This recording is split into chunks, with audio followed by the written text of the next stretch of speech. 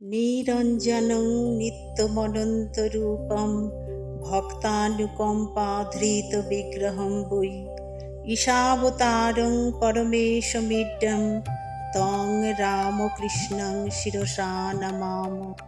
ঠাকুর, মা ও স্বামীজিকে আমার ভক্তিপূর্ণ প্রণাম জানিয়ে আজ পাঠ করব পরম পুরুষ শ্রী শ্রী রামকৃষ্ণ, পর্ব নম্বর 30।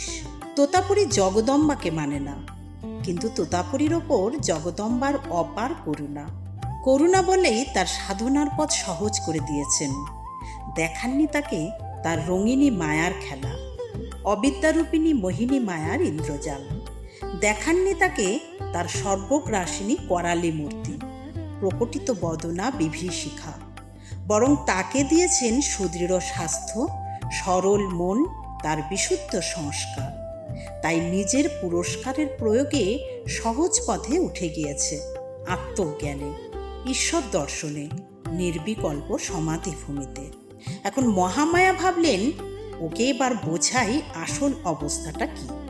লোহার মতো শরীর, লোহা চিবিয়ে হজম করতে পারে তোতাপুরী। হঠাৎ তার রক্ত আমাশা হয়ে গেল। সব সময় পেটে অসহ্য যন্ত্রণা। কি করে মন আর ধ্যানে বসে? ব্রহ্ম ছেড়ে মন এখন শুধু শরীরে লেগে থাকে। মনের সেই শান্তির মৌন চলে গিয়ে দেখা দেয় শারীরিক আর্তনাদ। ব্রহ্ম এবার পঞ্চভূতের ফাঁদে পড়েছেন।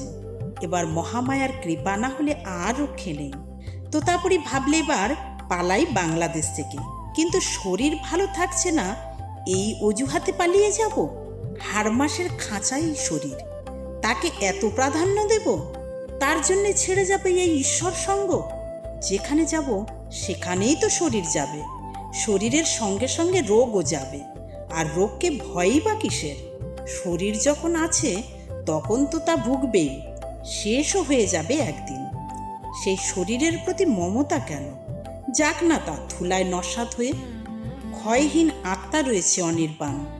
রোগ বা জরা বা মৃত্যু তাকে স্পর্শ পর্যন্ত করতে পারে না। সে প্রদীপ্ত চৈতন্য শরীর বহির্ভূত। নানা তর্ক করে মনকে স্তব্ধ করলে তোতাপুরী, কিন্তু রোগ না শুনে ধর্মের কাহিনী। ক্রমেই তার শিখা বিস্তার করতে লাগলো, যন্ত্রণার শিখা।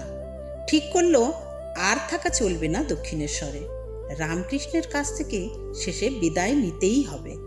কিন্তু মুখ ফুটে রামকৃষ্ণকে তা বলে এমন তার সাধ্য নেই। কে যেন তার মুখের ওপর হাত চাপা দিয়ে কথা কইতে বাধা দিচ্ছে। আজ থাক, কাল বলবো। বারে বারে এই ভাব এসে তাকে নিরস্ত করছে। আজ গেল, কালও সে পঞ্চবটিতে বসে রামকৃষ্ণের সঙ্গে বেদান্ত নিয়ে আলোচনা করলে। অসুখের কথা দন্তস্ফুট করতে পারল না, কিন্তু বুঝতে পারল রামকৃষ্ণ। মথুরবাবুকে বলে চিকিৎসার বন্দোবস্ত করালে। মনকে সমাধিস্থ করে যন্ত্রণা থেকে ত্রাণ খুঁজছে তোতাপুরী। আমি দেহ নই, আমি আত্মা। আমি জীব নই, আমি ব্রহ্ম। এই দিব্যবোধে নিমগ্ন হয়ে থাকছে।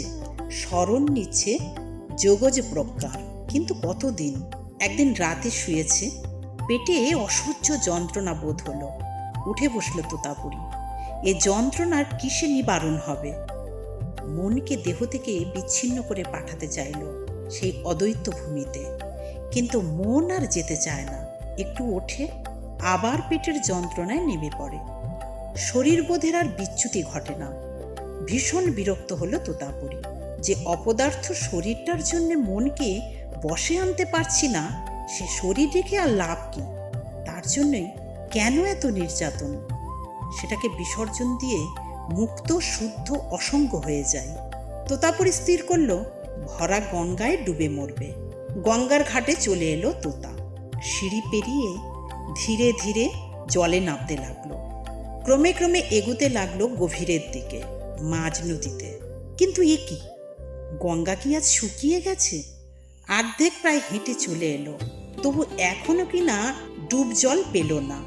এ কি, গঙ্গা না একটা শিশে খাল? প্রায় ওপারের কাছাকাছি এসে পড়ল। এখন কি না ফের হাঁটু জলে এসে ঠেকেছে। এ কি পরম আশ্চর্য! ডুবে মরবার জল পর্যন্ত আজ গঙ্গায় নাই। এ কেয়া দৈবী মায়া! অসহায়ের মতো চিৎকার করে উঠল তোতাপুরী। হঠাৎ তার চোখের ঢুলি যেন খসে পড়ল। যে অব্যয় অদ্বৈত ব্রহ্মকে সে ধ্যান করে এসেছে, তাকে সে দেখল মায়ারূপিণী, শক্তিরূপী। যা ব্রহ্ম তাই ব্রহ্মশক্তি। ব্রহ্ম নির্লিপ্ত, কিন্তু শক্তিতেই জীব জগৎ। ব্রহ্ম নিত্য, শক্তি লীলা।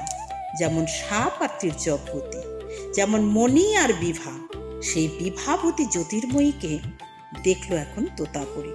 দেখল জগৎজননী সমস্ত চরাচর আবৃত করে রয়েছেন।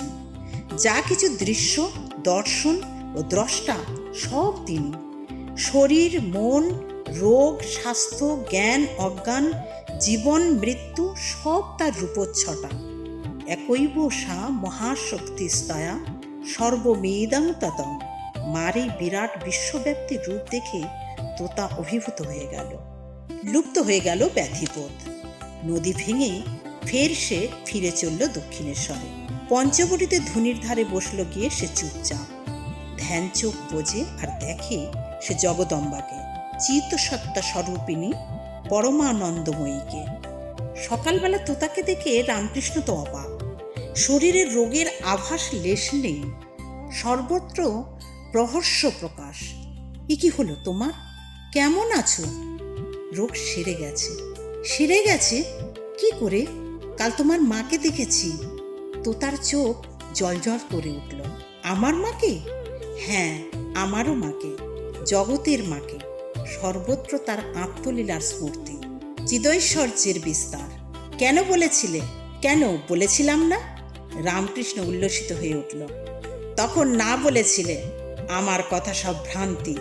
তোমায় কি বলবো? আমার মা যে ভ্রান্তিরূপেও সংস্থিতা। দেখলাম যা ব্রহ্ম তাই শক্তি, যা অগ্নি তাই দাহিকা, যা প্রদীপ তাই প্রভা, যা বিন্দু তাই সিন্ধু। ক্রিয়াহীনে ব্রহ্মবাচ্য, ক্রিয়াযুক্তেই মহামায়া। দেখলে তো, দেখলে তো? রামকৃষ্ণের খুশি আর ধরে না। আমার মাকে না দেখে কি তুমি যেতে পারো? যোগে বসে এত দেখছো, আর আমার মহাযোগিনী মাকে দেখবে না? যা মন্ত্র তাই মূর্তি। এক বিন্দু বীর্য থেকে এই অপূর্ব সুন্দর দেহ, এক ক্ষুদ্র বীজ থেকে বৃহৎ বনস্পতি, এক তুচ্ছ স্ফুলিঙ্গ থেকে বিস্তীর্ণ দাবানল। তেমন ব্রহ্ম থেকে এই শক্তি আত্মলীলা। এবার তোমার মাকে বলে আমাকে ছুটি পাইয়ে দাও। আমি কেন? তোমার মা, তুমি বলো না, হাসতে লাগলো রামকৃষ্ণ। তোতা চলে এলো ভবতারিণীর মন্দিরে। ষষ্ঠাঙ্গে প্রণাম করল মাকে। প্রসন্ন মনে মা তাকে যাবার অনুমতি দিলেন। রামকৃষ্ণকে বিদায় জানিয়ে কালীবাড়ি ছেড়ে চলে গেল কোন দিকে। কোন দিকে গেল কেউ জানে না।